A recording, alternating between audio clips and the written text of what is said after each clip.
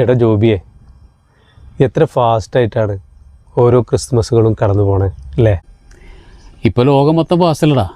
Fast life, fast food, total fast. ഓരോ ക്രിസ്മസുകളും ഓരോ ഓർമ്മകളല്ലേ? അതങ്ങനെ ചെയ്യേ. ഓരോ വർഷം അവസാനിക്കുന്നത് ക്രിസ്മസിനോട് കൂടിയിട്ടല്ലേ. അപ്പോൾ ആ വർഷത്തെ കയ്പും മധുരമൊക്കെ അതിലുണ്ടാവും. പക്ഷെ ചില കയ്പൊക്കെ ഓർക്കുമ്പോൾ ഇപ്പോൾ വല്ലാത്ത മധുര. പണ്ടത്തൊക്കെ വെച്ച് നോക്കുമ്പോൾ ഇപ്പോൾ എവിടെയുടെ കയ്പ്?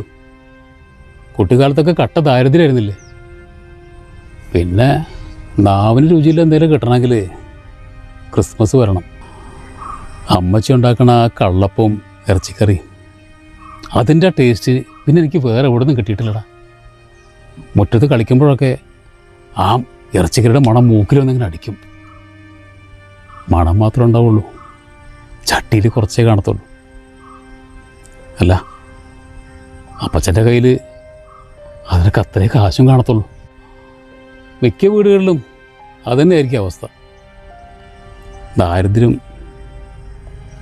അത് നമ്മുടെ കൂടപ്പുറപ്പായിരുന്നില്ലടാ. പക്ഷെ ഇന്നത്തെ കാലത്തൊക്കെ എന്നാടല്ല ആവശ്യം. കെട്ടിയോക്കും കുട്ടിയോക്കും ഒന്നിനൊരു കുറവുമില്ല. പർച്ചേസ്, ആർഭാടം, ആവശ്യത്തിന് അനാവശ്യത്തിനും വിഭവങ്ങൾ, അത് മുഴുവൻ വേസ്റ്റ്. അവർക്ക് ഈ ദാരിദ്ര്യം എന്താണെന്നൊന്നും അറിയില്ലല്ലോ. അതൊക്കെ പോട്ടെ. എങ്ങനെ ഉണ്ടായിരുന്നു നിൻ്റെ ക്രിസ്മസൊക്കെ? നമുക്കിപ്പോഴും ആ പഴയ ക്രിസ്മസ് തന്നെ.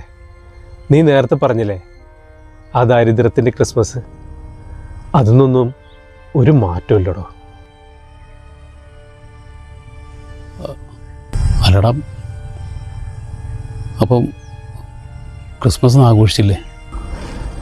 പെണ്ണുപിള്ളയുടെ ഡയാലിസിസ് മുടങ്ങാതെ കൊണ്ടുപോകണോ അതോ ക്രിസ്മസ് ആഘോഷിക്കണോ?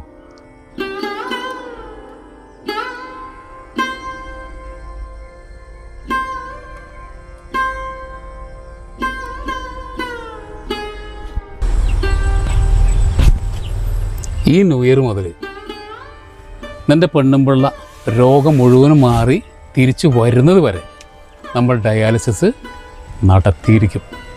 ഒപ്പം ഇനിയുള്ള എല്ലാ ക്രിസ്മസും ന്യൂ ഇയറും ഓണവും വിഷുവും എല്ലാ ആഘോഷങ്ങളും നമ്മൾ കുടുംബസമേതം ഒന്നിച്ച് ആഘോഷമായിട്ട് നടത്തും. പോരെ?